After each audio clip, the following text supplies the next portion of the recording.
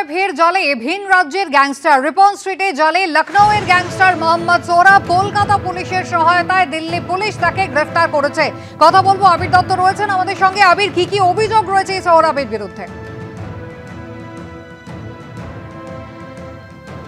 তোমায় বলি যে গতকাল যখন তার জন্য দিল্লির স্পেশাল সেল তারা ঠিক রিপন স্ট্রিটের কাছে পৌঁছয়, তারা একটি মোবাইল ফোনের সূত্র ধরে তার খোঁজ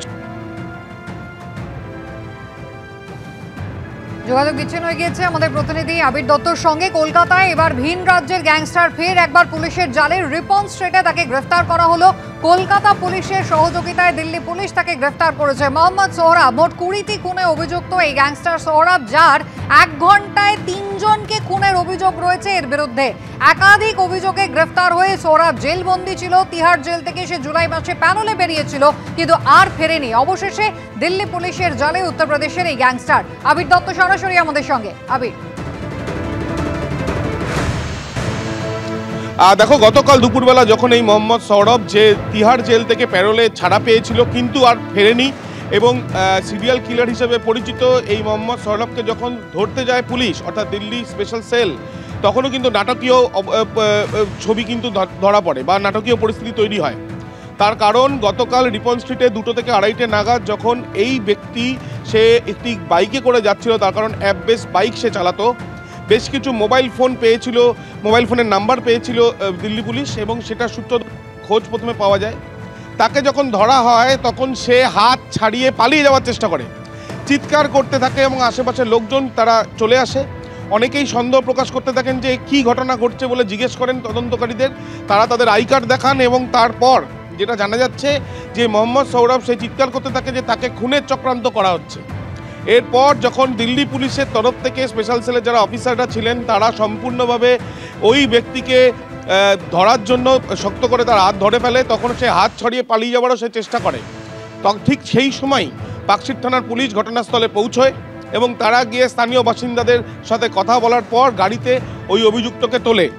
আজকে আর কিছুক্ষণ পরেই ব্যাংশাল আদালতে তাকে পেশ করা হবে। ট্রানজিট রিমান্ডের আবেদন করবেন তদন্তকারীরা।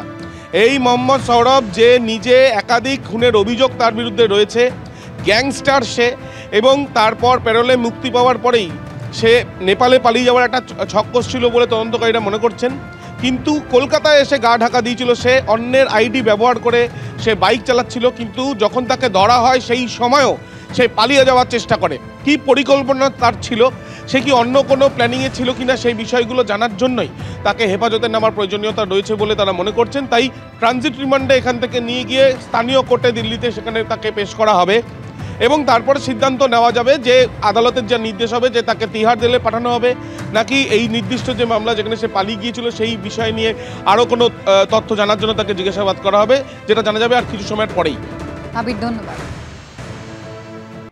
প্যালেস্তিনীয় জঙ্গি সংগঠন হামাসের মতো ড্রোন হামলার ছক কষেছিল চিকিৎসক জঙ্গিরা। দিল্লি বিস্ফোরণের ঘটনায় চাঞ্চল্যকর তথ্য উঠে এলো।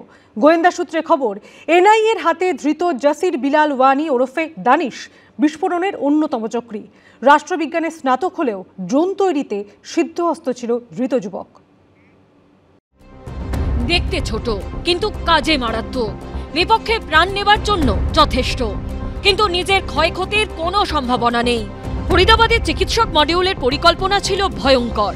মেধা বুদ্ধিকে পুরোপুরিভাবে জঙ্গি নাশকতায় লাগিয়েছিল তারা। আর এই আবহেই সূত্রের খবর, দিল্লিতে গাড়ি বোমা বিস্ফোরণের আগে প্যালেস্তিনীয় জঙ্গি সংগঠন হামাসের মতো ড্রোন হামলার ছক কষেছিল চিকিৎসক জঙ্গিরা। ধরুন, দিল্লির কোনো ব্যস্ত চৌরাস্তা, সিগন্যালে দাঁড়িয়ে রয়েছে শয়ে শয়ে গাড়ি, হঠাৎ করেই আকাশ থেকে উড়ে এলো ড্রোন, আর পর মুহূর্তেই মাটি কাঁপানো বিস্ফোরণ। সূত্রের খবর, 10-20 জন নয়, চিকিৎসক জঙ্গি মডিউলের টার্গেট ছিল দিল্লি ও দেশের অন্যান্য এলাকায় শয়ে শয়ে মানুষের মৃত্যু, ব্যাপক ক্ষয়ক্ষতি, সীমাহীন আতঙ্ক ছড়ানো। দিল্লি বিস্ফোরণের তদন্তে রবিবার শ্রীনগর থেকে জাসির বিলাল ওয়ানি ওরফে দানিশ নামে এক যুবককে গ্রেপ্তার করে এনআইএ। এনআইএ সূত্রে দাবি, এই দানিশ অনন্তনাগ জেলার কাজিগুন্দের বাসিন্দা। দানিশ উমরের ঘনিষ্ঠ সহযোগী ছিল। মারাত্মক তথ্য হলেও, রাষ্ট্রবিজ্ঞানে স্নাতক হলেও ড্রোন তৈরিতে সিদ্ধহস্ত ছিল এই যুবক।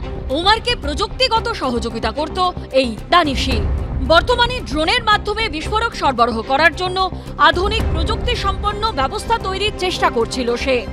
তদন্তকারীদের অনুমান অনেকটা হামাস বা আইএস জঙ্গিদের মতোই গণহারে মানুষ মারার পরিকল্পনা ছিল এই চিকিৎসকদের জঙ্গি মডিউলে। আমাদের মতো শহরে আমাদের বিমানবন্দর আছে, পোত আছে, জাহাজের বন্দর আছে, আমাদের যেখানে পেট্রোল ডিজেল জ্বালানির মজুদ থাকে, আমাদের কমিউনিকেশনগুলি যেগুলিতে আছে, সেই জায়গায় যদি এরকম ড্রোন গিয়ে হিট করে সেটা কিন্তু ব্যাপক ক্ষতি করতে পারে।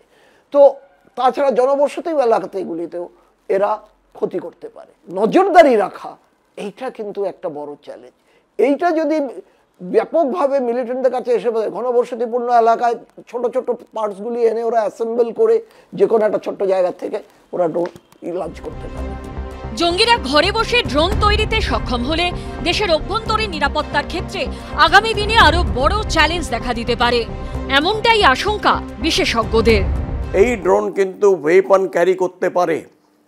AK-47 দুটো থেকে তিনটে যদি ড্রোন হয় সে এটা ক্যারি করতে পারে, এবং অনেক সময় হয় কি তা ওরা একটা ডেজিগনেটেড জায়গায় ওখান থেকে কন্ট্রোল করে সেখানে ড্রপ করে। ড্রোনকে আমাদের এখন যে অবস্থা অত্যন্ত গুরুত্ব দিতে হবে as a carrier, as a destroyer. ড্রোনকে ওরা অ্যাপ্লাই করার প্ল্যান করেছিল। It gives us A signal যে একটা বিরাট কোনো কিছু হতে চলেছিল। পাকিস্তান সীমান্তে পাক সেনা কিংবা জঙ্গিরা অনেক সময় ড্রোনের মাধ্যমে নজরদারি কিংবা হামলা চালানোর চেষ্টা করে, কিন্তু ভারতীয় সেনা বা বিএসএফ তা প্রতিহত করে, ড্রোন ধ্বংসও করে। বহু সময় ড্রোনের মাধ্যমে অস্ত্র কিংবা মাদকও ভারতে পাঠানোর চেষ্টা হয়, কিন্তু ঘরের মধ্যে বসে থাকা জঙ্গিরা যদি ড্রোনের মাধ্যমে হামলা ঘটাতে সক্ষম হয় তাহলে তার পরিণতি ভয়ঙ্কর হতে পারে। হেন্দল দে ও প্রকাশ সিনহার রিপোর্ট, এবিপি আনন্দ। কিভাবে যোগাযোগ রাখত ফরিদাবাদের জঙ্গি চিকিৎসক মডিউলের সদস্যরা? এখানেই উঠে আসছে সেশন ও সিগন্যাল নামে জোড়া অ্যাপের কথা। সূত্রের খবর, দিল্লি বিস্ফোরণ কাণ্ডে ধৃত ডাক্তারদের জেরা করে তদন্তকারীরা জানতে পেরেছেন সিগন্যাল অ্যাপে তৈরি একটি গ্রুপের মাধ্যমে চলত জৈশে মোহাম্মদের ফিদায় মডিউল।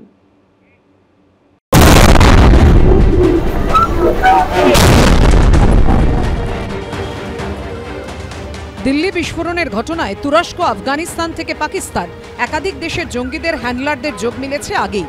প্রশ্ন উঠেছে, দেশ বিদেশের জঙ্গি সংগঠন এমনকি নিজেদের মধ্যে কিভাবে যোগাযোগ রাখত ফরিদাবাদের জঙ্গি চিকিৎসক মডিউলের সদস্যরা? আর এখানেই উঠে আসছে সেশন ও সিগন্যাল নামে জোড়া অ্যাপের কথা। সূত্রের খবর, দিল্লি বিস্ফোরণ কাণ্ডে ধৃত ডাক্তারদের জেরা করে তদন্তকারীরা জানতে পেরেছেন সিগন্যাল অ্যাপে তৈরি একটি গ্রুপের মাধ্যমে চলত জৈশে মোহাম্মদের ফিদায় মডিউল। সেই গ্রুপে যুক্ত ছিল বিস্ফোরণের অন্যতম চক্রী উমার সহ ধৃত চিকিৎসক মুজাম্মেল আহমেদ, আদিল আহমেদ রাথের ও শাহিন শাহিদরা। গ্রুপের অ্যাডমিন ছিল আদিল রাথেরের ভাই ও জঙ্গি মডিউলের মাথা মুজাফফর রাথে, যে এই মুহূর্তে পলাতক। তদন্তকারীরা মনে করছেন এই মডিউলে চিকিৎসক উমারের ভূমিকা ছিল সবচেয়ে গুরুত্বপূর্ণ। এই গ্রুপে বিস্ফোরক কেনা ও সাদা i20 গাড়ি কেনার ব্যাপারে তথ্য দিয়েছিল উমার। অ্যামোনিয়াম নাইট্রেট, ট্রাইঅ্যাসিটোন ট্রাইপারক্সাইড সহ অন্যান্য রাসায়নিক সম্পর্কে বিস্তারিত তথ্য এই গ্রুপেই জানাতো উমার। কোন রাসায়নিক কত পরিমাণে কেনা হয়েছে, কোথা থেকে কেনা হয়েছে এবং আগামী প্রস্তুতি কি নেওয়া হবে সেসব ব্যাপারে ক্রমাগত আপডেট দিতেন উমার। ফরেন্সিক তথ্য অনুযায়ী উমারের পরিচয়কে কাজে লাগিয়েই যাবতীয় বিস্ফোরক, টাইমার সহ অন্যান্য যন্ত্রপাতি কেনা হয়েছিল। সেশনে যখন ওরা চ্যাট করছে তখন কিন্তু তাদের কোনো কেওয়াইসি দরকার পড়ছে না, মোবাইল নাম্বার দরকার পড়ছে না। কিন্তু এর থেকেও যেটা ভয়ঙ্কর, আমরা দেখেছি যারা টেররিস্ট তারা কিন্তু এখন এমন কিছু ডিভাইস ব্যবহার করছে যেগুলো দুটো ডিভাইসের মধ্যে ডাইরেক্ট চ্যাট করা যাবে, কিন্তু সেই চ্যাটটার জন্য কোনো ইন্টারনেট কানেকশন লাগবে না, কোনো সিম কার্ড লাগবে না, কোনো টেলিফোনিক কানেকশন লাগবে না। তার মানে এই দুটো ডিভাইসের মধ্যে যে চ্যাটটা হচ্ছে সেটা কিন্তু completely out of the radar. অন্যদিকে গোয়েন্দা সূত্রে দাবি বিস্ফোরক কেনা ও সংরক্ষণের দায়িত্ব ছিল ধৃত চিকিৎসক মুজাম্বিল আহমেদের উপর। বিস্ফোরক ও রাসায়নিক মুজাম্বিলের ভাড়ার ঘরে পাঠানো হলে গ্রুপের সকলকে আশ্বস্ত করতে সেই সংক্রান্ত সমস্ত ছবি গ্রুপে পাঠাতো মুজাম্বিল। ময়ূক ঠাকুর চক্রবর্তীর রিপোর্ট, এবিপি আনন্দ। এবিপি আনন্দ, এগিয়ে থাকে, এগিয়ে রাখে।